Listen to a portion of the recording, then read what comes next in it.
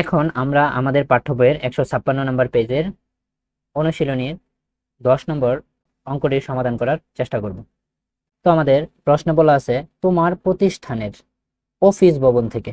তোমাদের একটা কথা বলে দেই, যদি প্রতিষ্ঠান, ঘর, মিনার, টাওয়ার, গাছ এগুলা বলা থাকে, এগুলা সবসময় কি হবে? সমকোণী ত্রিভুজের লম্ব হবে।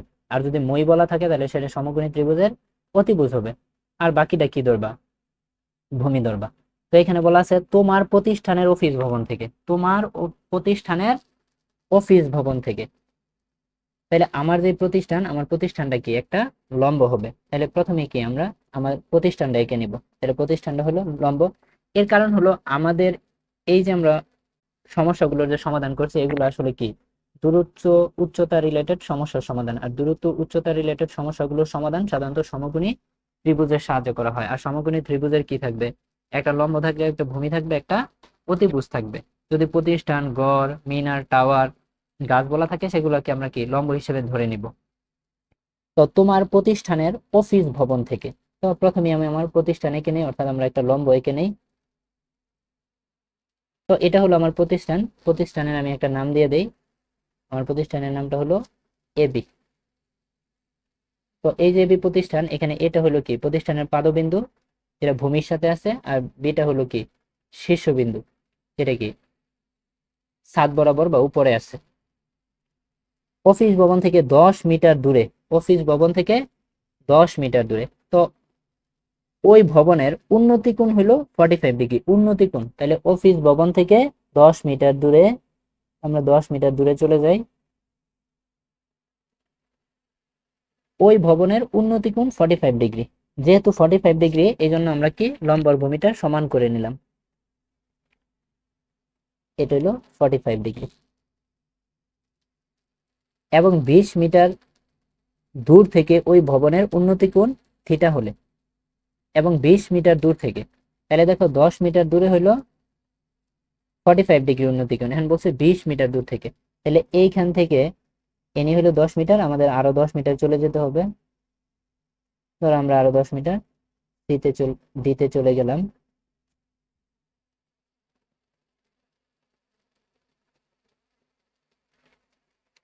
ওইখানে আমাদের উন্নতি কোণ হবে থিটা ডিগ্রি। তাহলে সি থেকে ডি কি আমাদের 10 মিটার। পুরোটা মিলে কি হবে? পুরোটা মিলে হবে 20 মিটার। তো প্রশ্নটা আমরা আরেকটু ভালোভাবে পড়ে নেই। তোমার প্রতিষ্ঠানের অফিস ভবন থেকে 10 মিটার দূরে ওই ভবনের উন্নতি কোণ 45 ডিগ্রি, এবং 20 মিটার দূর থেকে ওই ভবনের উন্নতি কোণ থিটা ডিগ্রি হলে আমাদের বলছে সাইন থিটা ও কসেক থিটার মান বের করার জন্য। সাইন থিটা আর কসেক থিটার মান আমাদের বের করতে বলছে। তাহলে আমরা কি বলতে পারি? এই এবি, এবি হইলো আমার প্রতিষ্ঠান, আমার প্রতিষ্ঠানের অফিস ভবন। এখানে এ হইলো আমাদের পাদবিন্দু, আর বি হইলো আমাদের কি শীর্ষবিন্দু। এখন এই অফিস ভবন থেকে 10 মিটার দূরে আমার উন্নতি কোণ হলো 45 ডিগ্রি, অর্থাৎ সি বিন্দুতে। আবার এই এ বিন্দু থেকে আমার 20 মিটার দূরে, আমার 20 মিটার দূরে ডি বিন্দুতে উন্নতি কোণ হলো থিটা ডিগ্রি। তাহলে এ থেকে সি যদি 10 মিটার হয়, আবার এ থেকে ডি যদি 20 মিটার হয়, তবে স্বাভাবিকভাবে সি থেকে ডি আমরা 10 মিটার বলতে পারি। এখন আমাদের প্রশ্নে যেটা বলছে সেটা হলো, আমাদের বলছে সাইন থিটা বের করার জন্য। সাইন থিটা, এখন সাইন থিটা মানে কি? আসলে সাইন থিটা মানে হলো লম্ব বাই অতিভুজ। আবার 2 নম্বর আমাদের যে প্রশ্নটা আছে সেটা হলো আমাদের বলছে কস থিটা বের করার জন্য। এই কস থিটা মানে কি? এই কস থিটা মানে হলো ভূমি বাই অতিভুজ।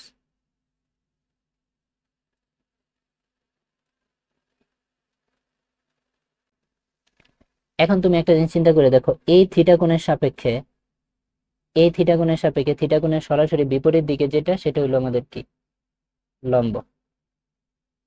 আর থিটা কোণের সাথে যেটা আছে সেটা হলো কি আমাদের ভূমি।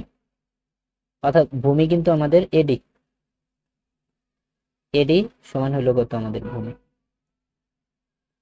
এখন তুমি বলবা যে এডি ভূমি, এটা তো 20 মিটার আমি জানি। হ্যাঁ, তাহলে তুমি ভূমি জানো, কিন্তু অতিভুজ কি তুমি জানো? না।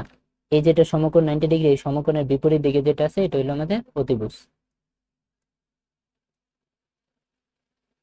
তার মানে আমরা কি বুঝলাম, আমরা যদি লম্ব আর অতিভুজ বের করতে পারি তাহলে আমি সাইন থিটা আর কস থিটা বের করতে পারবো। কারণ সাইন থিটা আর কস থিটা বের করার জন্য আমাদের লম্ব, ভূমি, অতিভুজ লাগবে। এখানে আমাদের ভূমি 20 মিটার জানা আছে, এখানে আমাদের ভূমি কি 20 মিটার জানা আছে, তাহলে আমাদের বের করতে হবে কি লম্ব আর অতিভুজ। যদি লম্ব আর অতিভুজ আমরা বের করতে পারি তাহলে সহজভাবে আমরা কি সাইন থিটা ও কস থিটার মান কি বের করতে পারবো। তো এখানে আমাদের দুইটা সমকোণী ত্রিভুজ দেওয়া আছে। একটি হলো ত্রিভুজ এ বি সি। তো ত্রিভুজ এ বি সি, তো ত্রিভুজ এ বি সি এ আমাদের এটা হলো সূক্ষ্মকোণ, আর আমাদের ভূমি হলো 10 মিটার, আর আমাদের লম্ব উচ্চতা হইলো কত, এটাকে আমরা এস ধরে নিই। এটাকে আমরা এস ধরে নিই। তাহলে এইখানে এ আমরা কি ইউজ করতে পারি, tan45 ডিগ্রি। তো tan45 ডিগ্রি মানে কি লম্ব বাই ভূমি। তো এই 45 ডিগ্রির সঙ্গে এটা হলো লম্ব, এটা হলো ভূমি, তাহলে s/10।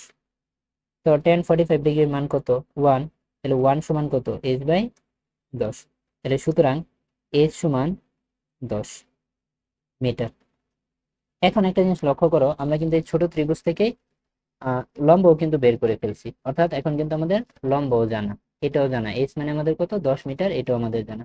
তাহলে এখন শুধু আমাদের বাকি থাকে কি অতিভুজ। যদি আমরা অতিভুজ বের করতে পারি তাহলেই কিন্তু আমাদের এই অঙ্কটা কি সমাধান করা সম্ভব হবে। তো অতিভুজ আমরা কিভাবে বের করতে পারি, এখন একটা জিনিস লক্ষ্য করো, আমরা যদি ত্রিভুজ এ বি ডি নেই, ত্রিভুজ এ বি ডি এ দেখো, ত্রিভুজ এ বি ডি, এই ত্রিভুজ এ বি ডি এ কিন্তু আমরা এবি, এবি কিন্তু আমরা জানি, হ্যাঁ এবি। তো ত্রিভুজ A B D A A B, A B কিন্তু সমান সমান এজ সমান সমান কত 10 মিটার আমাদের জানা আছে। আবার দেখো ভূমি যেটা আছে, ভূমি সেটা হলো কিন্তু আমাদের এডি, এডি সমান কিন্তু 20 মিটার, এটা আমার জানা আছে। তাহলে আমাদের যেটা অতিভুজ আছে বিডি, এটাকে আমরা এক্স ধরে নিই, বিডিটাকে আমরা এক্স ধরে নিই। তাহলে আমাদের এখানে বিডি সমান কত, আমাদের অতিভুজ সমান কত এক্স। এখন কিন্তু পিথাগোরাসের উপপাদ্য ব্যবহার করে আমরা খুব সহজেই এই সমস্যাটির সমাধান করতে পারি। কারণ পিথাগোরাসের উপপাদ্য সাহায্যে আমরা কি করতে পারি, একটা সমকোণী ত্রিভুজের দুইটা বাহু দেওয়া থাকলে ওই দুইটা বাহু ব্যবহার করে আমরা তৃতীয় বাহুটা কি বের করতে পারি।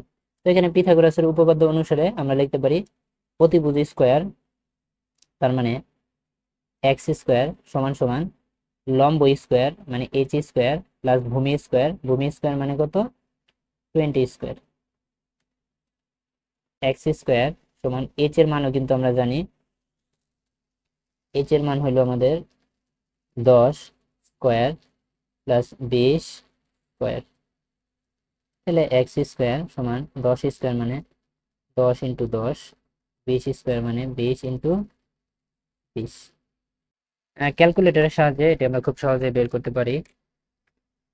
বা এক্স স্কোয়ার সমান 10 × 10 সমান 100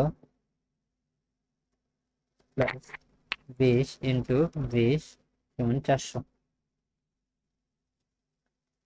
বা এক্স স্কোয়ার সমান 500। বা এক্স স্কোয়ার সমান